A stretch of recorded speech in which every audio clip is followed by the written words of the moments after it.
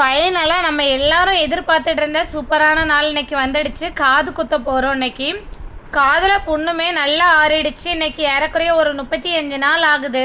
2 நாளைக்கு முன்னாடி அந்த அக்காட்ட வந்து காதை காமிச்சேன். அந்த அக்கா வந்து இன்னும் கொஞ்சம் லைட்டாக பிங்கிஸ் இருக்குது, அது மட்டும் போகணும் அப்படின்னாங்க. நாளான்னைக்கு வான்னு சொன்னாங்க. ஸோ நானும் இன்னைக்கு வந்துட்டேன்.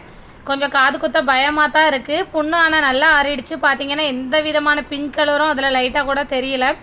பிங்க் கலர் ஃபுல்லாகவே போயிடுச்சு.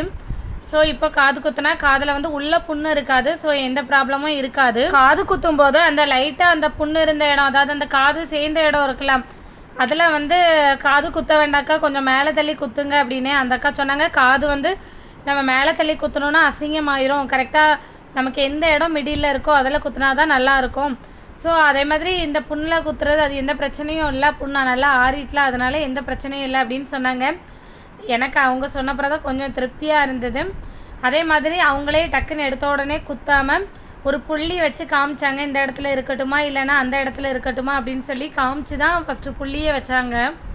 காதில் கம்மல் வந்து நம்ம பெர்மனண்ட்டாக அதே இடத்துல போடுறதுனால நம்ம வந்து டக்குன்னு எடுத்தோன்னா அடித்தா அது செட் ஆகாது. ஸோ வந்து இந்த மாதிரி மார்க்கர் வச்சு மார்க் பண்ணி அதுக்கப்புறம் ஃபஸ்ட்டு நான் வந்து கண்ணாடியில் பார்த்து ஓகே சொன்னதுக்கப்புறமா தான் அந்த அக்கா குத்த ஆரம்பித்தாங்க. அதே மாதிரி நீங்களும் எந்த கடையில் போய் பண்ணாலும் அந்த மாதிரி பண்ணுங்கள். அதே மாதிரி நல்ல எக்ஸ்பீரியன்ஸ் இருக்கவங்ககிட்ட பண்ணுங்கள், புதுசாக பண்ணுறவங்ககிட்ட பண்ணாதீங்க.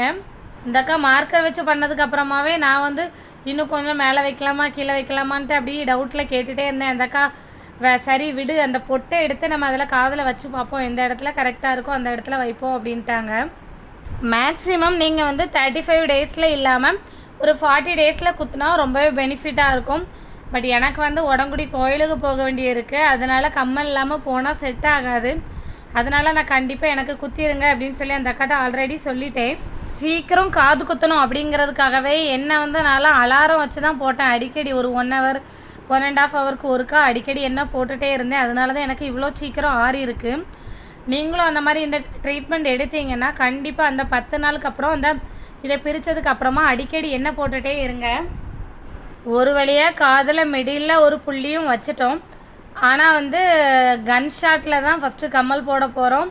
நீங்கள் உங்களுக்கு வேணும்னா ஆசாரிகிட்ட குத்தி கூட நீங்கள் கம்மல் போட்டுக்கலாம்.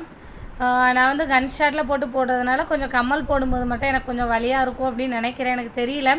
இன்னும் 2 நாள் கழித்து கோல்டு கம்மல் போட்டுட்டு அந்த வீடியோவை நான் அப்லோட் பண்ணுவேன். அப்போ அப்லோட் பண்ணும்போது ஃபஸ்ட் டேலேருந்து எண்ட் டே வரைக்கும் எப்படி இருந்து அப்படின்னு சொல்லிட்டு எல்லாமே சேர்த்து அப்லோட் பண்ணுவேன். அந்த வீடியோ பார்த்தீங்கன்னா உங்களுக்கு எல்லாமே புரிஞ்சிடும், எப்பப்போ எப்படி ஃபீல் ஆகும், எப்படி இருக்குன்னு.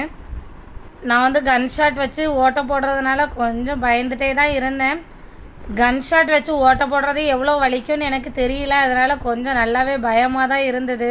அது குத்தி முடித்தோன்னே என்னோடய ரியாக்ஷன் இப்படி தான் இருந்தது.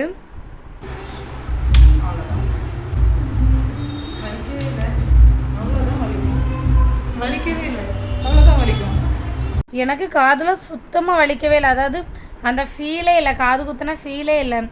ஸோ வந்து இது ரொம்ப வலிக்கலை அப்படின்னு சொல்லிட்டு ரொம்ப ஹாப்பியாக தான் இருந்தேன். ஏன்னா நான் வந்து உள்ளே வரும்போது அவ்வளோ பயந்துட்டு தான் வந்தேன், காது குத்தும்போது எவ்வளோ வலிக்குமோ அப்படின்னு சொல்லிட்டு. ஃபஸ்ட்டு ஒரு 4-5 நாள் அவங்க போட்டு விடுற கம்மல் தான் நம்ம வந்து போட்டுக்கணும். அதுக்கப்புறம் தான் கோல்டு கம்மல் மாற்ற வேண்டிய இருக்கும். கம்மல் போட்டுட்டாங்க, அதனால் இனிமேல் பொண்ணுக்கு என்ன போட வேண்டாம் அப்படின்னு சொல்லிட்டு அசால்ட்டாக இருக்காமல் கம்மலுக்காக, அதாவது அந்த இதில் வந்து நம்ம கொஞ்சோண்டு எண்ணெய் விட்டு கொஞ்சம் திருக்கி விட்டால் தான் நம்மளால் வந்து கோல்டு கம்மல் போட முடியும். ஏன்னா கோல்டு கம்மலோட ஓட்டை வந்து கொஞ்சம் இது வந்து பெருசாக இருந்தால் தான் உள்ளே போகும். ஸோ வந்து நீங்கள் லைட்டாக எண்ணெய் விட்டு அப்படியே திருக்கி விடுங்க. அப்போ தான் உங்களால் வந்து கோல்டு கம்மல் ஈஸியாக போட முடியும். அந்த காது வலிக்கலைன்னா ரொம்ப அசால்ட்டாக இருந்தேன். பட் இந்த காது கொஞ்சம் வலிக்க தான் செஞ்சுது. அந்த காது தான் வலிக்கலை, இந்த காது லைட்டாக வலிச்சுது. ரொம்பன்னு சொல்ல முடியாது, ஆனால் லைட்டாக வலிக்க தான் செஞ்சுது. அதே மாதிரி இந்த காதில் வந்து நமக்கு ஓட்டை பெருசாக இருந்ததுனால லைட்டாக பார்த்திங்கன்னா அந்த தடம் அப்படியே தெரியும். இந்த தடம் வந்து நமக்கு மறைகிறதுக்கு ஒரு 3லேருந்து 6 மாதம் வரைக்கும் ஆகலாம். ஆனால் நம்ம பெரிய கம்மல் போடும்போது இப்போதைக்கு தெரியாது. அதனால் ஒரு இல்லை யாரெல்லாம் ட்ரீட்மெண்ட் ஃபஸ்ட்டு ஆரம்பிக்கும் போது நல்லா பயந்துக்கிட்டே தான் வந்தேன். ஒரு வழியாக வச்சுக்கிறமாக கம்மல் போட்டாச்சு. இந்த காதிலலாம் கொஞ்சம் கூட அந்த பொண்ணு தெரியலை, இந்த ஒரு காதில் மட்டும்தான் லைட்டாக தெரிஞ்சுது.